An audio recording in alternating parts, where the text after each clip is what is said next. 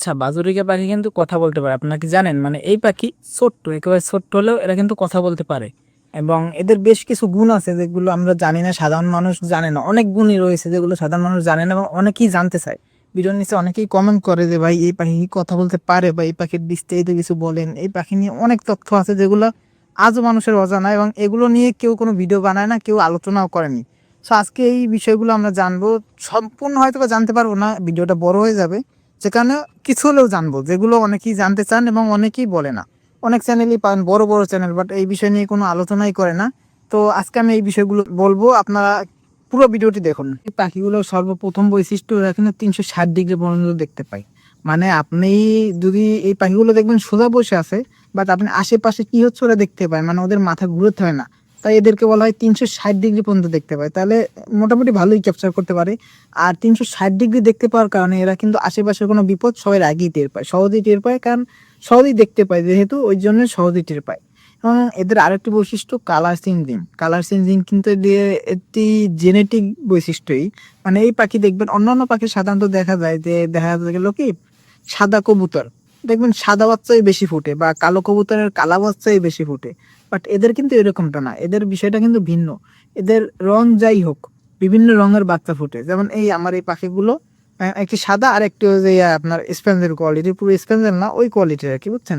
তো আমার এইখানে বাচ্চা ফুটছে একটা, তো একটা বাচ্চা ফুটছে, বাচ্চাটা কিন্তু একেবারে হলুদ কালার আসতেছে।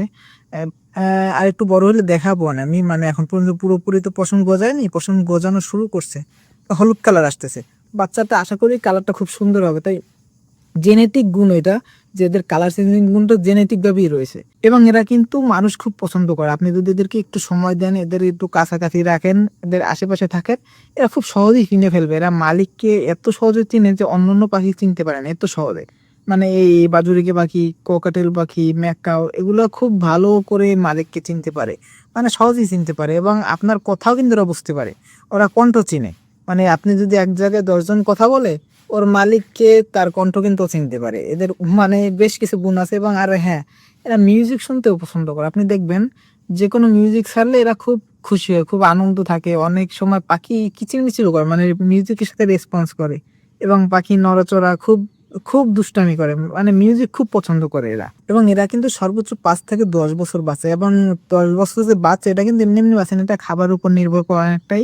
দেখা গেলো আপনি যদি ভালো খাবার দেন তাহলে 10 বছর বাঁচতে পারে সর্বোচ্চ, এবং 5 থেকে 7 বছর অনায়াসে বাঁচে। সো লংজিভিটিও অনেক। সো ভালো খাবার দিলে আশা করা যায় 8-10 বছর আপনি বাঁচাই রাখতে পারবেন একটি পাখিকে, এবং ভালো প্রোডাকশনও দেয়।